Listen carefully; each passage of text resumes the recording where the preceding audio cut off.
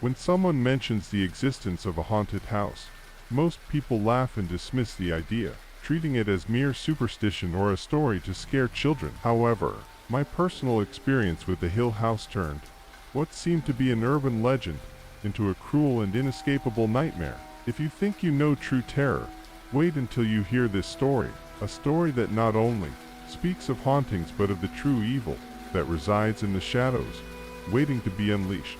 It all started on a winter afternoon. I was responding to fans of the channel, as usual, when I noticed an anonymous email that stood out for its disturbing simplicity. The email contained only 2 lines. You think you know what fear is? Visit the Hill House at midnight this Friday if you have the courage. As a creator of horror content, my curiosity and perhaps my recklessness prompted me to take the challenge seriously. I decided it would be the perfect opportunity for a special video. I grabbed my camera, a portable spotlight, my audio recorder, and a handful of canned courage. Friday came quickly, and at 11:30 at night, I was already on the road, driving to the hill where the house was located. The road there was surrounded by dense, poorly lit forests. In the winding curves, the headlight beams seemed to be swallowed by the oppressive darkness. When I finally caught sight of the house's silhouette, I already knew I was getting into something bigger than I could have imagined. The house was a Gothic structure, battered by time and shrouded in shadows. Its broken windows resembled the empty, insensitive eyes of a sleeping giant. I parked the car at the entrance, and, with my heart pounding, equipped myself with the camera and flashlight. The first thing I noticed as I approached was an unnatural chill that seemed to emanate from the very ground. When I reached the front door, something strange happened. The door, which seemed overwhelmingly heavy and rusty, opened with a simple push as if inviting me to enter. I entered slowly, with the flashlight sweeping the entrance hall. The air inside had a strange smell, a mixture of rot and old dust. Peeling walls and furniture covered with white sheets suggested that the house had been abandoned for a long time, but there were signs of recent activity, footprints in the dusty floor. It was as if someone or something had been dragging through there recently. Following the footprints, I was led through a series of old rooms, each more decadent and sinister than the last. The living room, decorated with ruined Victorian furniture, seemed to rot under the weight of its own history. Crooked paintings on the walls depicted gloomy figures, whose eyes followed my movements. Upon reaching the library, something really strange happened. The candles in the candelabrum lit themselves, bathing the room in a flickering yellow light. I decided to film everything, discussing the oppressive feel and dense atmosphere. Skeptical, yet fascinated by what could be amazing content. That's when I heard the first sound, a whisper, faint and distant, but undeniably human. The voice seemed to call my name, dragging itself through the house like a ghostly wind. I followed the sound, which led me to a massive wooden door at the end of a narrow hallway. Upon opening the door, I found myself facing a dark basement. Each step down seemed to take me centuries into darkness and the unknown. The flashlight illuminated only a few meters ahead, revealing a labyrinth of tunnels and underground rooms. The temperature dropped drastically, and with it, my sense of direction. That's when I got lost. Walking in circles, I fell into the darkness trap. Hours seemed to pass, and I began to doubt my own perceptions. I heard footsteps behind me, but when I turned, all I saw was darkness. Then, I stumbled upon an old wooden coffin, unlocked. Opening it, I expected to find remains of a body, but what I saw was much worse. Inside was an old mirror with cracked glass. Looking closer, I noticed that my reflection stood still, staring back at me, with a sinister smile that didn't mimic my own. Going further into the labyrinth, I found an altar made of human bones. It was a place of macabre rituals, and its walls were covered in indecipherable symbols carved into the stone. I closed my eyes, trying to rationalize what I was seeing, but reality seemed to bend around me. I started filming the altar, narrating frantically about what was happening.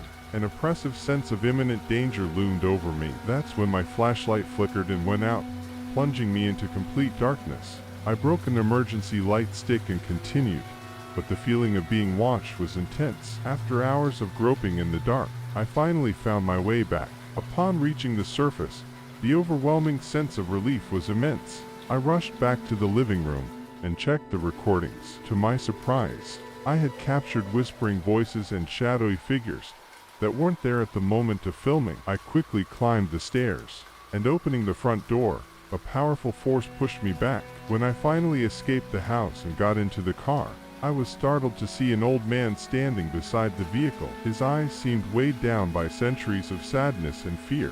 "The house chose you," he whispered. "You didn't choose it." I tried to ignore him and drove away, but his words continued to echo in my mind. When I got home, exhausted and tormented, I went straight to my room and fell into a deep sleep. But sleep brought no relief. My dreams were invaded by visions of the shadowy figures in the house, whispering terrible secrets into my ears. In the days that followed, I began to notice strange changes. Lights flickered for no reason, doors opened and closed on their own, and a feeling of being watched never left me. Even my friends and family noticed that I was different, darker, and more distant. I decided to review the recordings from that night, and the more I analyzed them, the more terrifying they became. There were skeletal figures in the shadows, distorted voices, and a pattern of strange symbols that seemed to change each time I viewed them.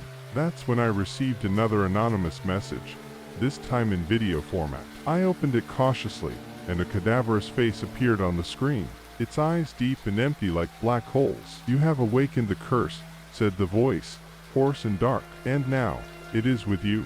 Terrified, I decided I needed to go back to the Hill House, face the terrors head on, and discover how to break this curse. I drove back the same road, now marked by fear, and entered the house again. The unnatural chill greeted me once more, but this time, as I walked through the house, I wasn't alone. I felt a constant presence behind me, a shadow moving with every step. I descended into the basement once more, now determined to face whatever awaited me. After many turns through the underground labyrinth, I reached the bone altar again. I noticed an old dark leather book, previously invisible, resting there. Opening it, I saw pages of ancient inscriptions in a language I couldn't decipher. The sense of danger increased with each second. Then, I felt a cold hand touch my shoulder. Turning quickly, I saw a group of spectral figures, their eyes glowing that hellish red.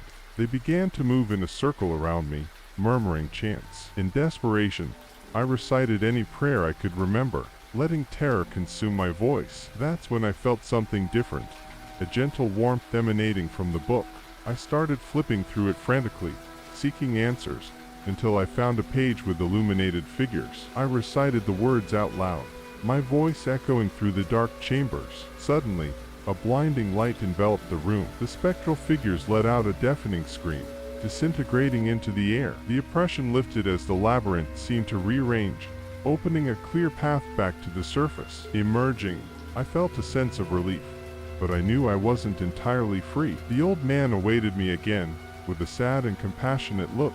"The fight doesn't end here," he said. "The curse is ancient, and needs a guardian, someone to ensure the evil never escapes again." I looked directly into his eyes, understanding the depth of his words. I realized my life would never be the same, and that I now had a dark purpose to fulfill. The house seemed more alive in my mind than ever. Every detail of its interior was imprinted in my memory.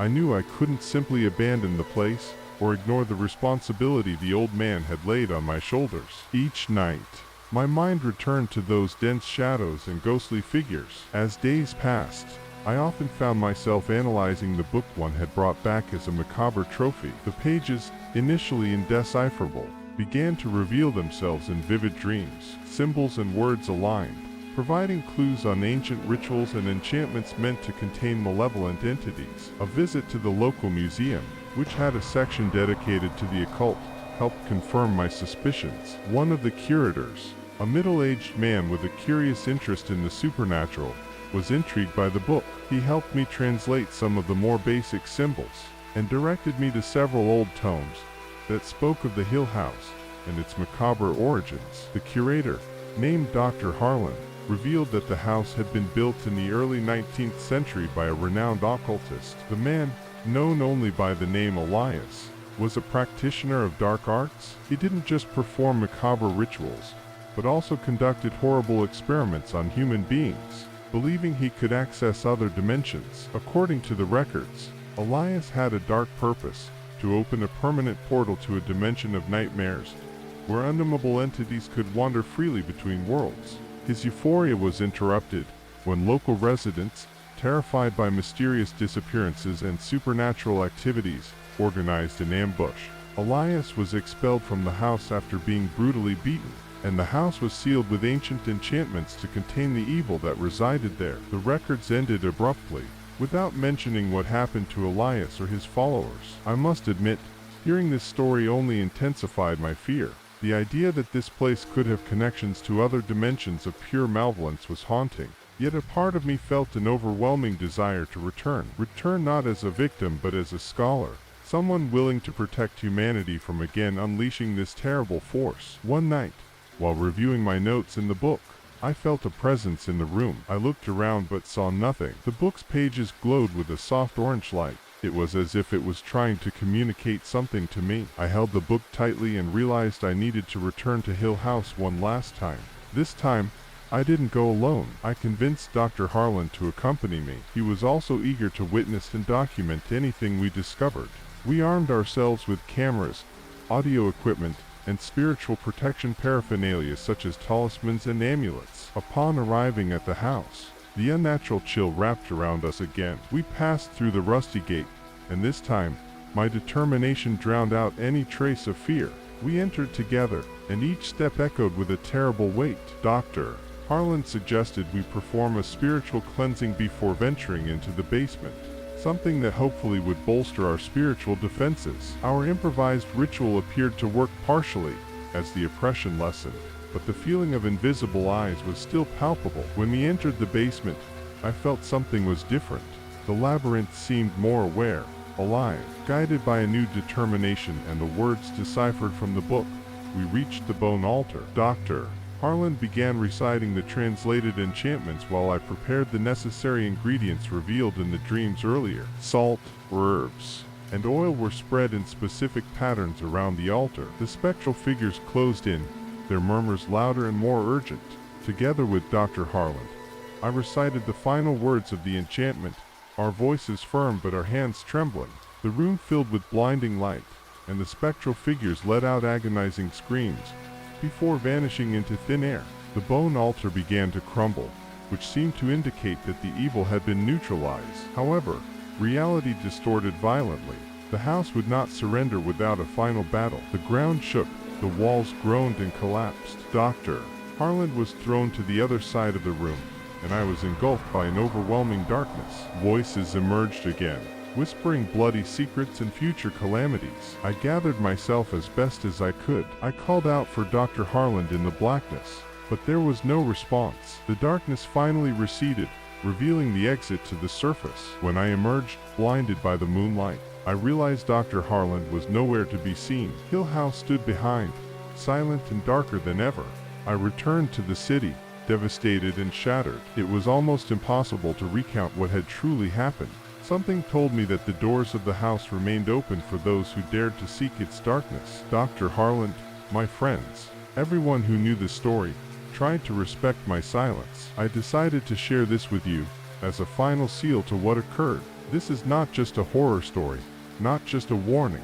It is a portion of what I experienced, a link between our mundane fears and the unfathomable depths of true horror. Thank you for listening to my story. Remember, the true terror lies not in the darkness itself, but in what it hides. If you like the video, subscribe and activate the notification bell to receive the next videos that come out here on the channel, because this way you help me, and I continue to bring more disturbing stories for you to listen to before bed. That done, until the next video.